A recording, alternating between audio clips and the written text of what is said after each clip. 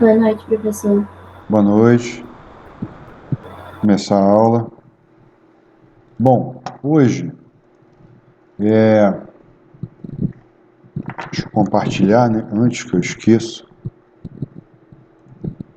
Hoje a gente vai fazer,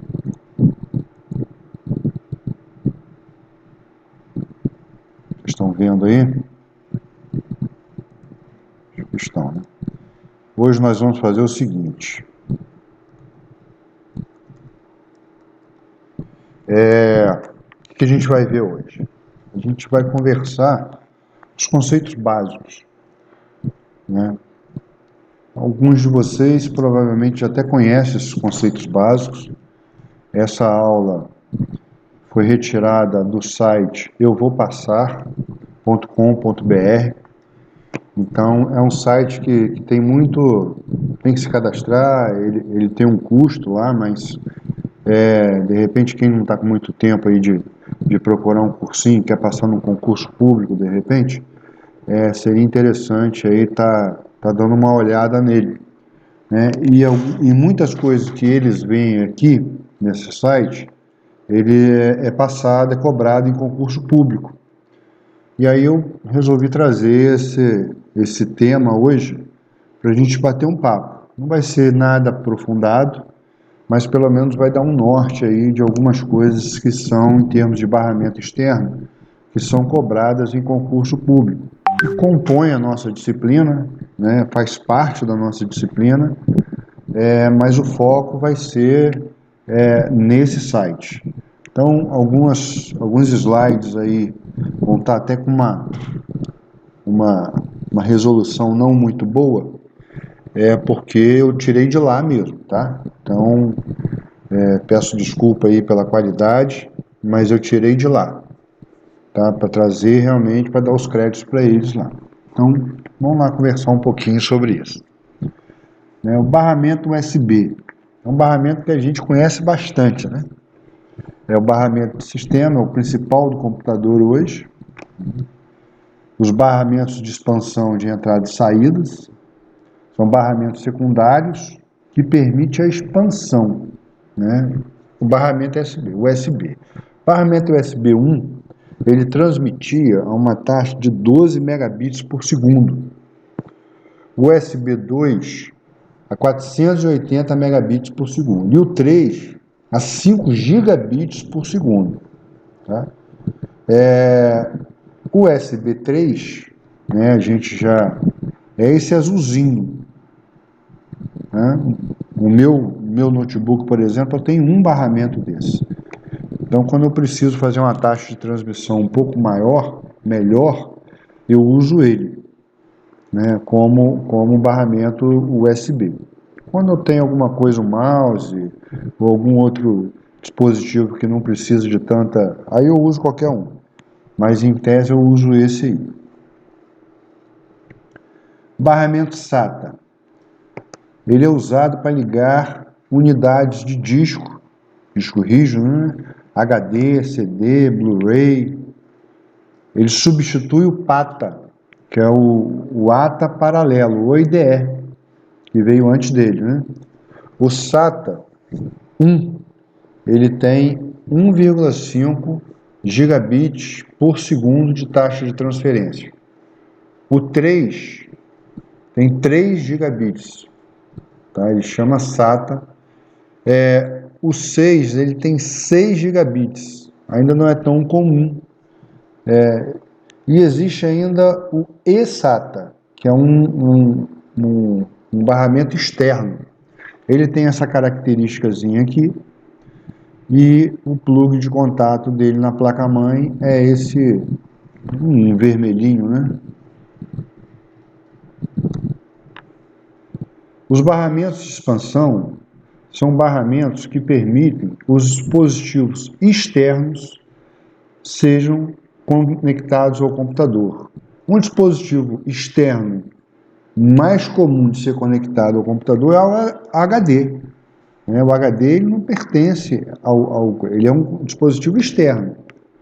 Então, por isso que a gente usa esses barramentos de expansão, para conectar As impressoras multifuncionais, elas acabaram embarcando aí, incorporando também os scanners, né, os mouses. Então a gente tem as controladoras dos barramentos de extensão. A gente já viu o barramento, aquele barramento de dado, barramento de endereço, barramento de memória. Aqueles são barramentos internos, são outros tipos de barramento. Esse aqui são barramentos de expansão. Barramento ISA foi o primeiro que foi utilizado, um slot. Né? O primeiro, ele era lá da família do PCXT e do AT. Ele foi aí usado entre 1992 e 97, aproximadamente.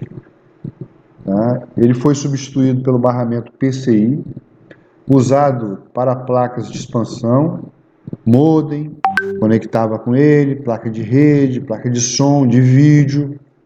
Né? Nessa época não tinha placa de vídeo, né? Como a gente tem hoje, era um pouquinho diferente. Barramento antigo e, naturalmente, por esse tempo aí, ele está sem uso. Ele tinha uma taxa de transmissão de 16 megabits por segundo. Tá em uma largura, e ele operava 16 bits de palavra de largura. O barramento AGP, que é uma porta gráfica de aceleramento, acelerada, né? Usada para placa de vídeo somente, né? Esse barramento, eu trouxe a imagem de lá e eu coloquei três conectores aqui. O primeiro conector tem 1,5 volts, ele opera 1,5, o segundo opera 3,3 e esse universal, né? Surgiu em 96, naturalmente, hoje também ele já está em desuso, né? Ele operava numa taxa de transmissão de 266 megabits por segundo, né, o AGP 1x. Ele pode chegar a 8x com taxa de 2,1 gigabits por segundo. É uma largura de 32 e ele já tem essa característica do plug and play, né? Isso no passado não tinha, não. Isso veio depois.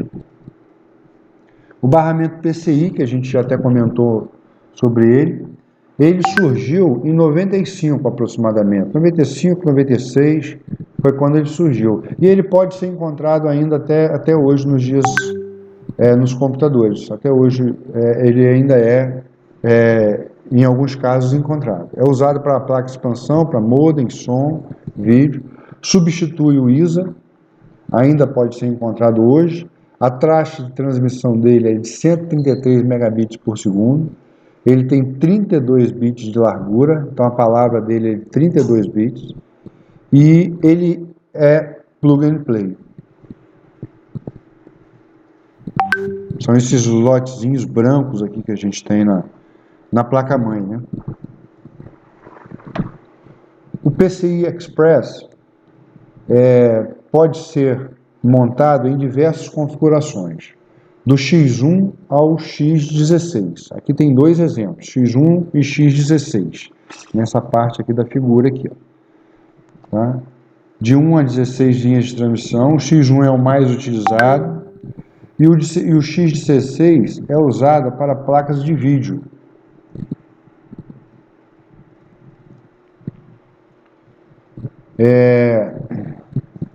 Ainda sobre ele, né, o barramento PCI Express 16 é usado somente para placas de vídeo, tem uma taxa de transmissão bem melhor, né, 4 gigabits por segundo, e aqui a gente tem o PCI Express 16 e o PCI, o primeiro PCI. Ele é azulzinho, né? Ele já, a PCI é 2.0 e 3.0. O 2.0 1x, ele opera na faixa de 250 megabits por segundo. ele pode chegar no 3.0 a 16 mil megabits por segundo. 16 mil megabits por segundo significa 16 gigas por segundo. Giga por segundo. O PCI Express pode ser usado para conectar as unidades SSDs atuais.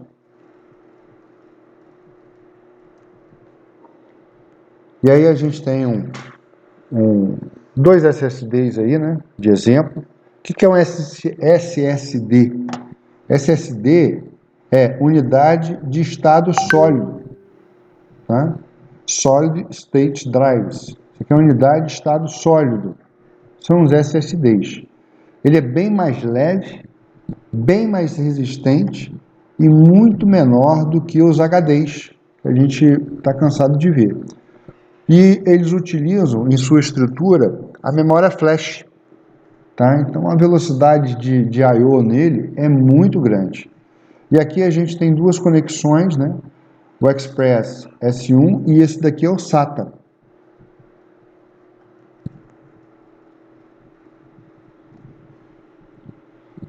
Bom, o USB 2.0 ele é half duplex. O que significa? Ele tem uma via e nessa via, num dado instante, ou ele está transmitindo ou ele está recebendo. Então, tanto a transmissão quanto o recebimento dos dados é feito numa via única. É como se você tivesse uma ponte que só pode passar carros num sentido. Então, ou o sentido é do lado A para o lado B, ou o sentido é do lado B para o lado A. Ele recebe e transmite, mas o half duplex ele faz uma coisa de cada vez.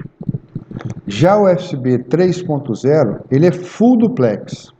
O que significa? É como se a gente tivesse uma ponte e nessa ponte eu pudesse ter carros vindo do lado A e para o lado B e ao mesmo tempo carros indo do lado B para o lado A. Então ele está trocando dados, ele está transmitindo dados e recebendo simultaneamente. Tá? São essas portinhas que a gente já conhece aí no dia a dia, né? As características físicas dele. Nós temos dois tipos de USB, né? O USB 2.0, que é o que a gente mais está habituado a manipular. Tem esse lado aqui, que é o tipo B, USB, né? USB-B, né? 2.0B. Ele tem essa configuração aqui meio quadradinha, com as bordas aqui mais arredondadas, mais sem arestas, né? É aquele USBzinho de impressora, de cabo de impressora.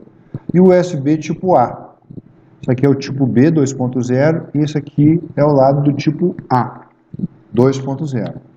Já o USB 3.0, né, eu trouxe até duas imagens aqui, porque eu achei essa imagem aqui bem ruim, para a gente conversar. É um cabo só, é um cabo do lado de cá, porém ele tem essa partezinha de cima, junto com um cabo, é um cabo só. Esse aqui é o USB tipo A 3.0, esse aqui é o USB tipo B 3.0, então ele tem essa conexãozinha aqui na parte de cima. Todo USB 3.0, ele é azul, né? A gente já está acostumado com ele aí, ele é azul. Os demais são pretinhos. E aqui novamente, né? Aqui tem um USB 3.0, mas esse aqui é um micro USB. E o 2.0, mas também é um micro USB. Então, essa partezinha aqui, ao invés de ser na parte de cima, ele é na lateral. Aqui é o tipo A mesmo. E aqui é a mesma coisa. Ele conecta, a conexão dele é lateral.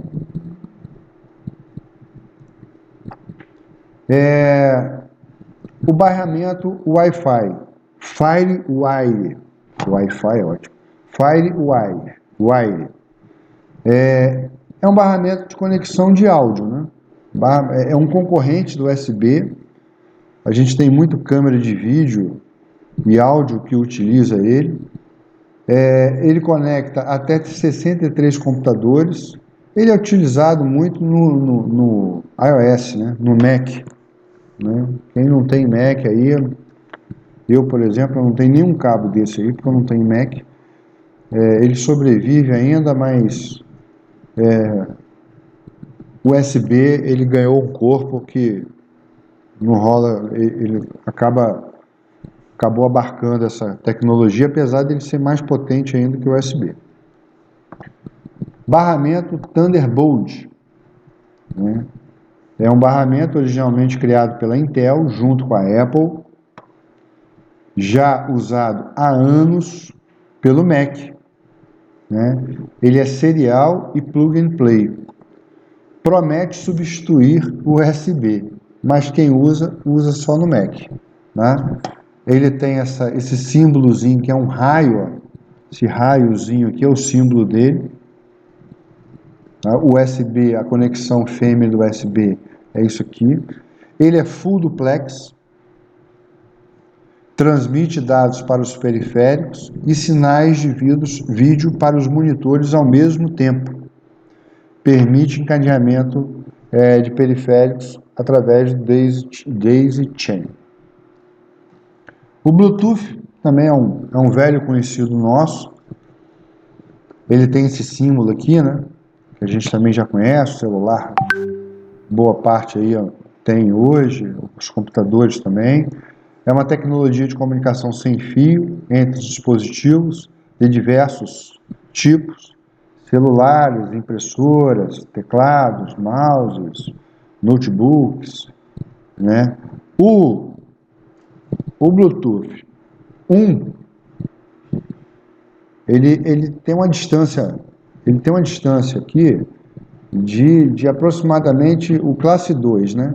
Ele tem aproximadamente de 10 metros de taxa de conexão. É uma frequência de 2,4 GHz, porém, você tem um classe 1 que ele vai até 100 metros.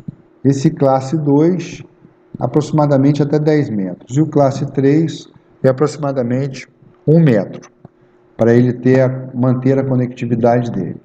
Eu já fiz testes usando o Arduino, usando um componente que é um HC04, eu comprei até um agora HC05, que é um componente de Bluetooth para você conectar o Arduino, por exemplo, ao seu celular.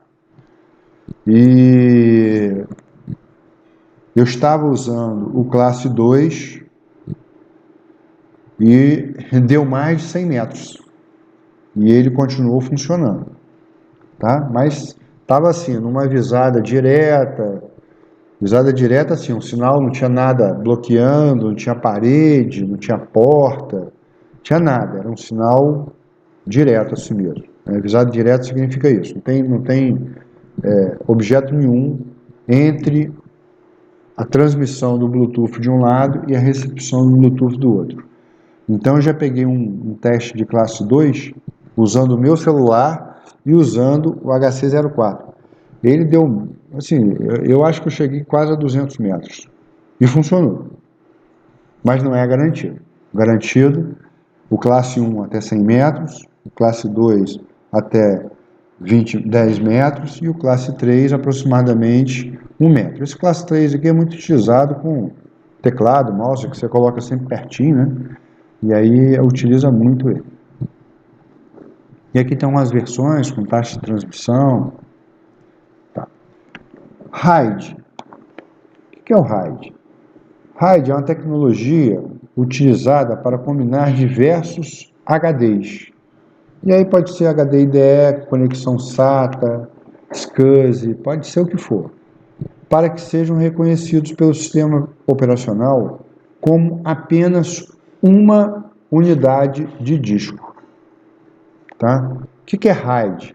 RAID é uma matriz redundante de discos independentes. Então, Redundant Array of Independent Disks. É uma matriz redundante de discos independentes. permite uma configuração que você pode aumentar o aspecto da velocidade, você pode aumentar o aspecto da segurança, ou você pode trabalhar com os dois. Aqui tem um desenho de um RAID, então tem um RAID 1, ele tem esse pool de discos aqui, são discos, fisicamente falando, são discos distintos, porém, o sistema operacional enxerga ele como um disco único. É como se tivesse dois discos, mas na verdade o sistema operacional ele enxerga como um disco único. Então, você tem um RAID 1, né? Aqui eu falei...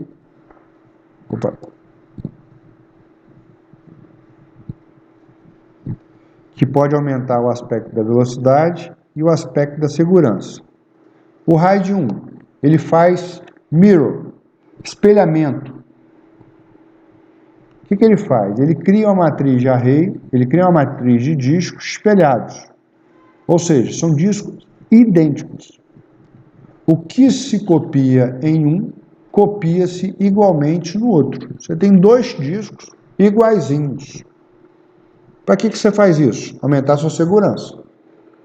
Então você pega sistemas aí, por exemplo, de banco, você dá uma falha em um HD lá, por uma questão. O HD é um dispositivo eletrônico, né? Dispositivo, um componente, ele pode queimar alguma fase, ele pode fazer alguma coisa. Então, nesse momento, o que acontece? Como os dados estão espelhados e deu problema naquela RAID no primeiro disco, o sistema operacional automaticamente ele começa a pesquisar no outro disco. Então, você aumenta a segurança. E aí tem como você chegar e dar o suporte, fazer a manutenção no primeiro disco. Para isso que você faz espelhamento. Aumenta a velocidade de leitura no disco, não a de escrita. Tá? Não a de escrita, no RAID 1. O RAID 0, ele faz o seguinte, ele cria uma matriz de discos enfileirados. O disco 1 recebe alguns dados, enquanto simultaneamente o disco 2 recebe outros dados. É como se a gente tivesse uma base de dados com, vou dar um exemplo bem esdrúxulo, né? Com 10 tabelas aqui. E aí você pode pegar 5 tabelas e gravar no disco 1 e as outras 5 gravar no disco 2. Você pode pegar uma determinada tabela que é muito grande, sua, e fazer um particionamento. Então, parte dessa tabela A vai ficar no disco 1, parte vai ficar no disco 2. Então, tem várias estratégias de você fazer essa divisão.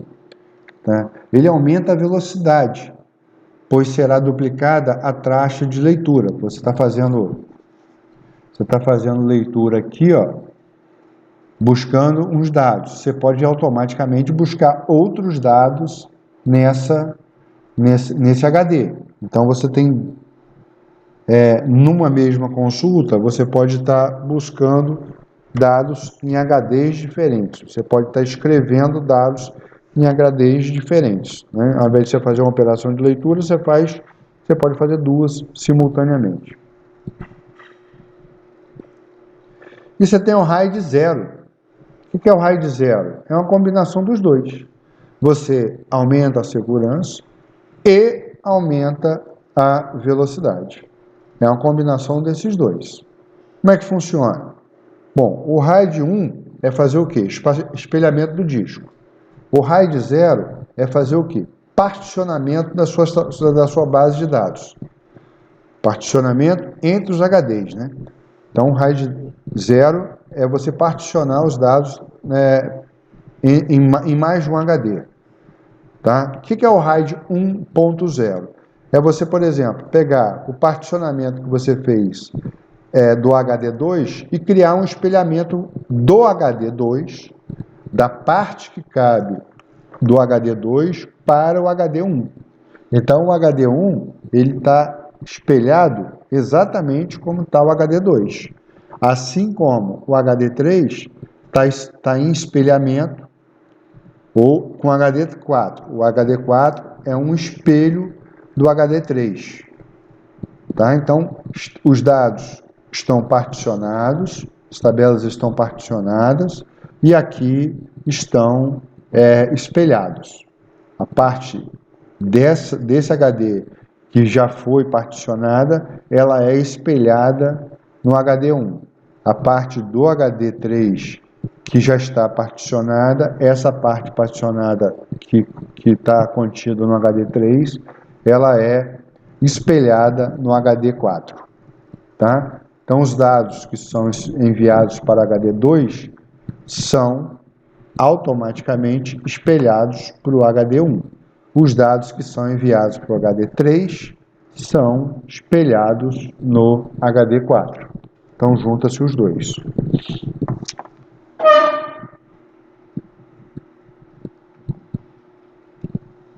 Memória Dual Channel. O que é memória Dual Channel? A forma de montagem dos pentes de memória principal encontrada em algumas placas-mães.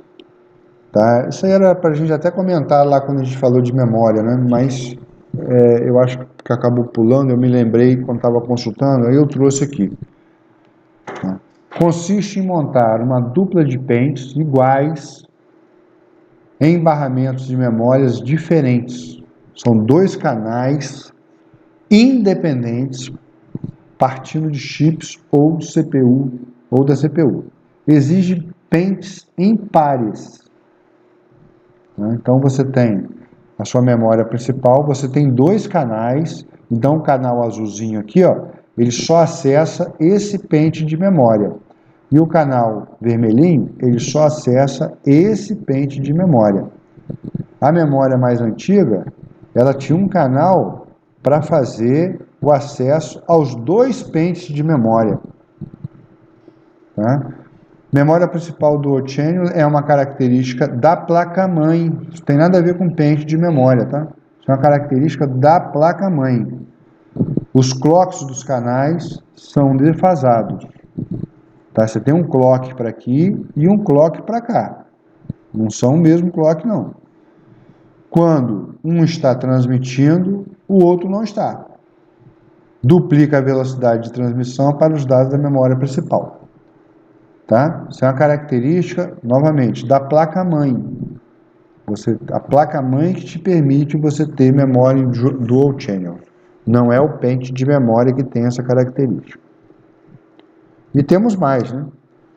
Temos placas dual channel, né? Aqui tem um exemplozinho. Então, tem os slotzinhos aqui, ó. Então, você tem uma CPU aqui. Aqui você está acessando via esse barramento esse pente de memória e aqui via esse pente de memória. O canal 1, eles trabalham em frequências diferentes. Ó. Aqui dá para ver, ó, ele tem uma frequência de nível lógico alto, nível lógico baixo aqui, ó. E aqui a gente vê que ele está completamente fora de sincronismo, né, com o canal 2. O canal 1 está com uma frequência e o canal 2 está com outra. Enquanto esse cara aqui já está descendo, esse aqui está na metade ainda do caminho do nível lógico alto. E aí, quando ele já baixou nível lógico baixo, esse aqui ainda está no alto. Quando esse aqui cai, ele fica um pedacinho, esse aqui sobe nível lógico alto, esse aqui mantém, e assim vai. Né? Azul com azul, preto com preto, né? E é assim que a gente faz a conexão. Não sei se está dando para vocês verem aí, mas aqui, ó, tem um pente azul, da cor azul, ó, pente não, um slot, né, da cor azul, e aqui a gente tem um slotzinho, ó, da cor preta. Aí depois tem um outro azul aqui, depois tem um próximo slot aqui, ó, da cor preta. Então é azul com azul, preto com preto.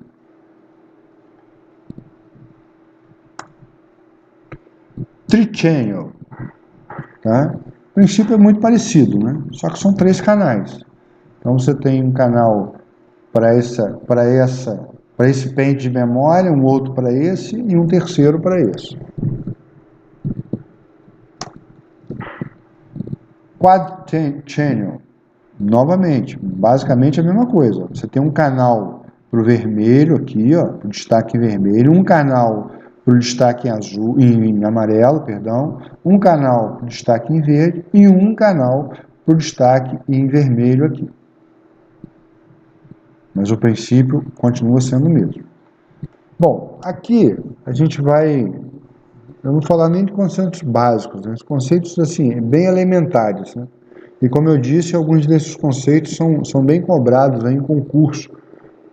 E aí eu só resolvi fazer um overview assim, desses conceitos, só para se vocês quiserem se aprofundar um pouco mais, busca informação naquele site que eu passei, busca informação na internet. A gente não vai cobrar isso de forma tão profunda, mas é só para dar assim, uma visão geral de algumas coisas desse tema que são cobrados em concurso, que faz parte da nossa disciplina, mas não de forma tão profunda.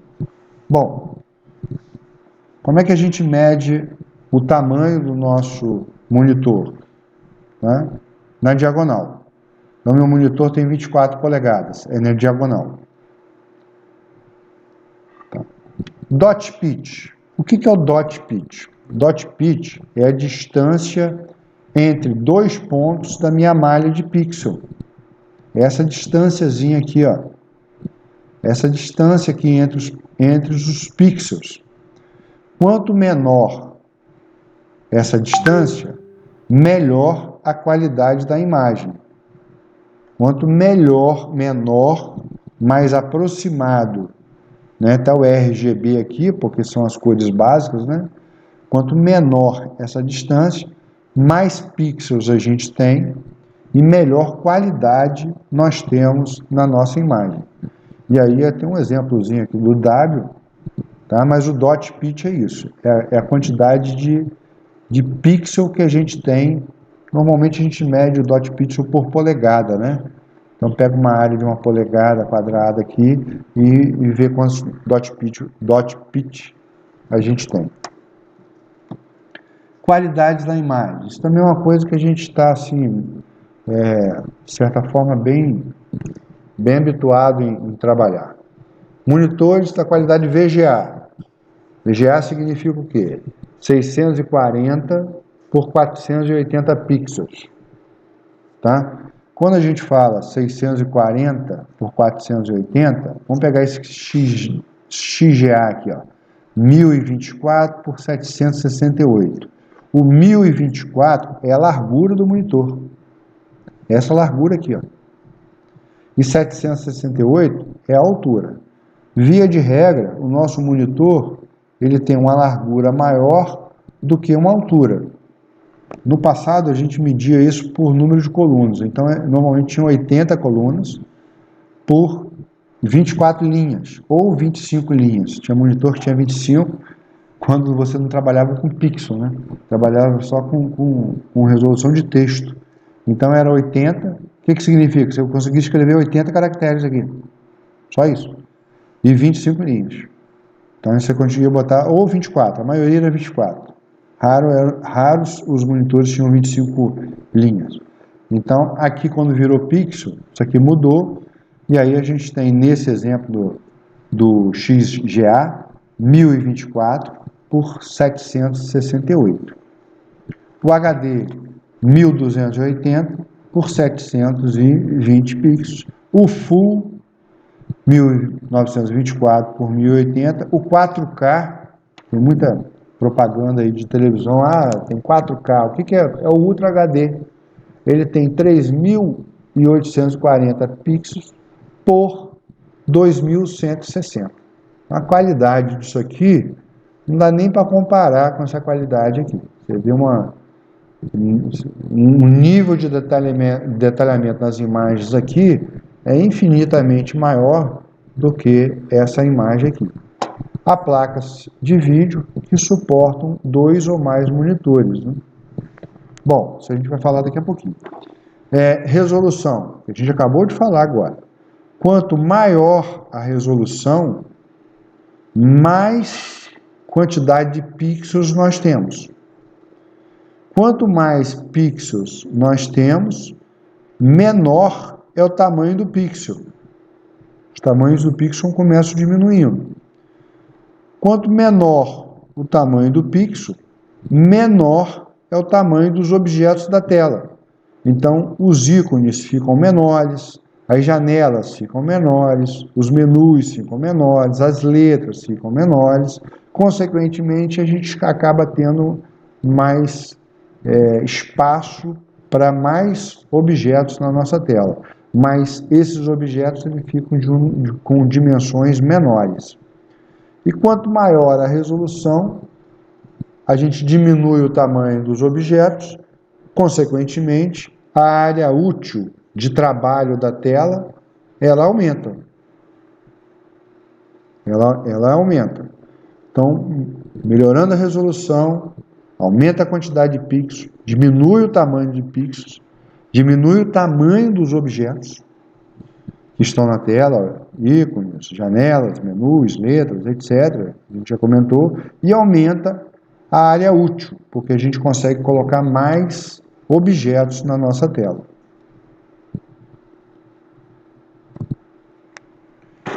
Tipos de conectores de vídeo. Então nós temos a placa de vídeo, nós temos a nossa velha conhecida aí, que é uma saídazinha HDMI, nós temos a mini HDMI, temos a saída DVI. A saída DVI, ela foi uma parceria da Intel com a Apple. Temos algumas placas ainda, o meu monitor, por exemplo, ele não tem a DVI. Vou até olhar aqui, mas ele não tem. Meu monitor não, meu notebook. Mas ele tem ainda a VGA. Eu quis comprar com saída VGA, porque a gente encontra ainda muito monitor aí, VGA, principalmente em salas de aula, quando a gente vai. Né, eu opto sempre por usar o HDMI, mas quando não tem, vai o VGA mesmo.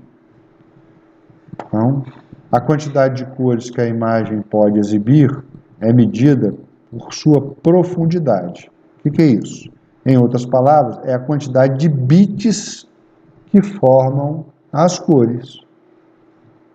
Mais bits significam mais cores possíveis de serem montadas. Eu comentei sobre o RGB, são as cores primárias, e com essas três cores primárias, isso vem desde a televisão lá no início, com essas cores primárias a gente começa a formar as outras cores, né? São as cores secundárias. Então, se a gente pegar o que é o branco? O branco é a junção das cores. O que é o preto? O preto é a ausência de cores. O que é o verde? É a junção do azul com o amarelo. Dá o verde. Então, o que é o laranja? E aí ele vai formando as outras cores. Monitores dual head. Tá? É diferente um pouco daquele monitor que a gente coloca, que a gente duplica ele, né? E coloca duas telas. Esse monitor a gente vê muitas vezes no jornalismo hoje.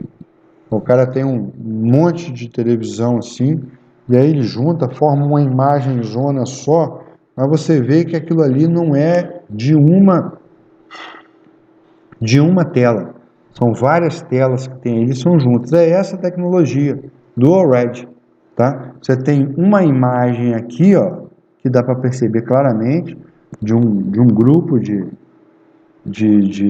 paraquedistas, é o que parece. Então, é uma imagem e essa imagem está dividida em dois monitores.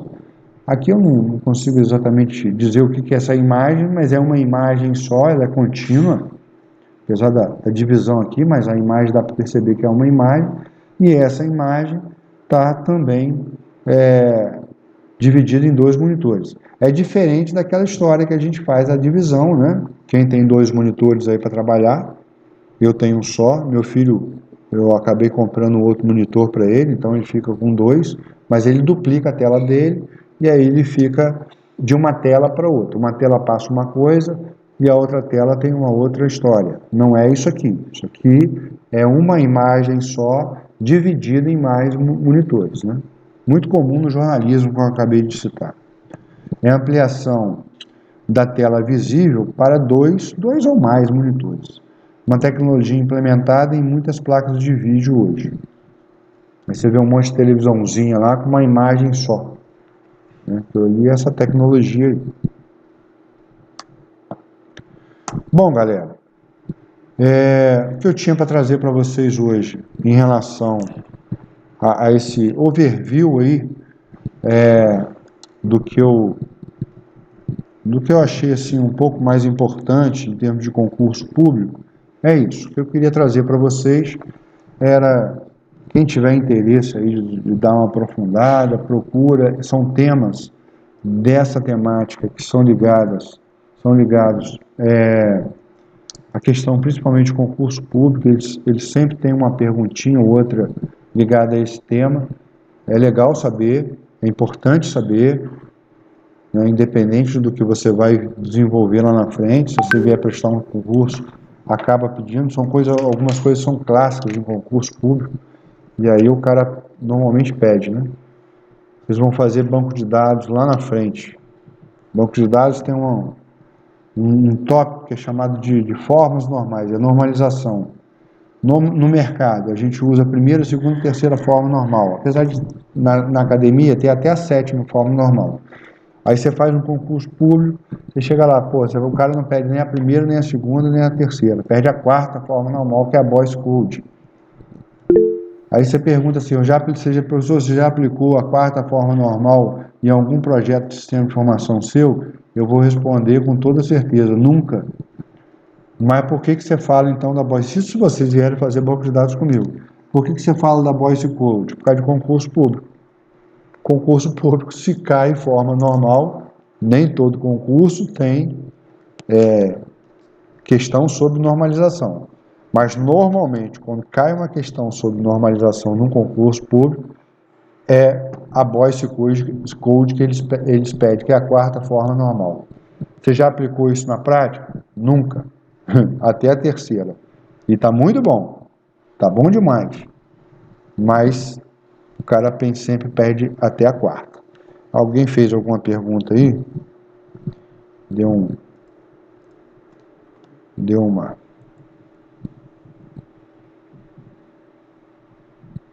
É a próxima matéria em fundamentos. Opa!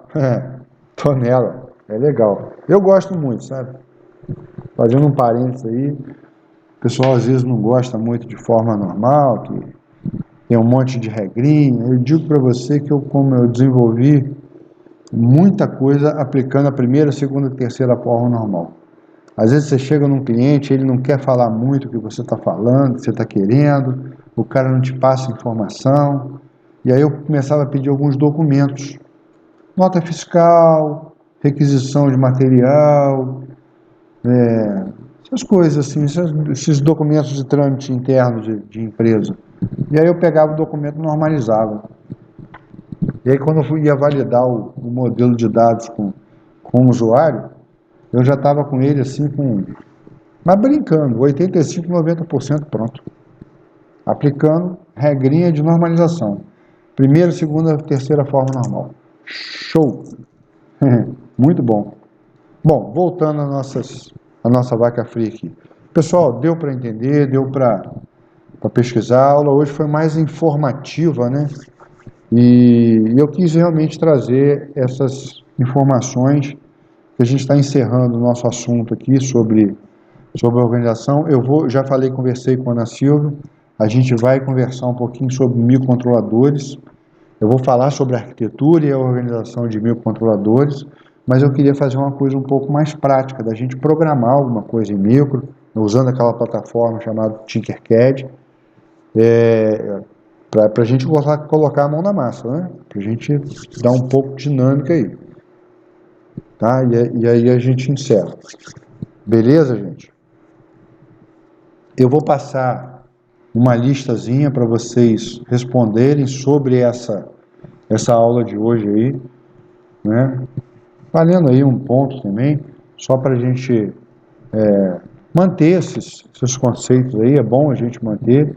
Sei que são conceitos básicos, eu acredito que alguns de vocês aí já tenham visto isso e já até trabalho com isso, de repente fez um curso técnico, isso aí é até muito fácil, mas para quem não viu, quem não está habituado a ver, é bom dar uma olhada assim. Dá uma olhada, que às vezes você entra não só na questão do concurso, mas você entra num debate técnico com o pessoal da TI, você tem que ter, a gente é de sistemas, mas a gente tem que ter uma cultura geral sobre o hardware. Né? O cara vai falar assim, pô, o cara não sabe nem o que é um dual channel, cara, quer vir falar de quê? Boca aberta não sabe nada. Entendeu? Os caras são, então, no mínimo, é claro que ele sabe que você não é do hardware, mas um mínimo, assim, um básico, a gente precisa realmente saber. Isso é uma necessidade de mercado. Show, gente? Alguma pergunta? Alguma observação? O que vocês estão... Eu queria fazer um... O que vocês estão achando da disciplina, do conteúdo? Vocês estão gostando? Fiquem à vontade para criticar, para sugerir. Novamente, a gente sabe que não é um conteúdo que vocês, de uma forma geral, gostam tanto. Né? Eu particularmente, demorei a gostar um pouco mais dessa parte de hardware, mas quando eu entrei, quando eu entrei no mundo de microcontroladores, aí eu fiquei doido. Aí eu me apaixonei. Aí eu posso montar o meu hardware e fazer o que eu quiser, porque o que eu quero fazer é programar. É programação. Programação é tranquilo para a gente, né? Às vezes acontece justamente ao contrário, né? O cara de hardware monta o hardware do caramba e o hardware dele não faz muita coisa, porque ele não sabe programar. A gente, às vezes, não consegue montar um hardware do caramba, mas se eu pegar um hardware e entender o que cada componente faz, eu faço miséria com aquele hardware, que o cara que montou o hardware não vai fazer. Então, tem sempre o lado, né, multidisciplinar em qualquer área que a gente vier a trabalhar. Né? Nem tanto, nem tão pouco. Se o cara do lado da eletrônica, ele é bom em eletrônica, aqui a gente é bom em desenvolvimento. O que a gente programa, ele não vai programar. E por mais que a gente invista, a gente vai também não vai chegar no hardware que ele monta. Então, essas duas coisas aí são complementares. Então, por isso que eu quero dar essa partezinha de microcontroladores para vocês. Vocês vão ver que vocês vão fazer, o que eu quero fazer, professor? O que eu posso fazer com isso aqui? Faz o que você quiser. Você está querendo fazer o quê? Vamos ver. Faz o que você achar que você pode fazer. Eu posso fazer? Pode. É só programar que vai acontecer isso. Ponto final. É simples mesmo. É só programar. Beleza, gente? Se nada temos mais a conversar, semana que vem. Daqui a pouco eu estou colocando essa aula e estou colocando as perguntinhas para vocês responderem até semana que vem, às 20 horas. Na segunda, né? Beleza? Vou parar a gravação aqui.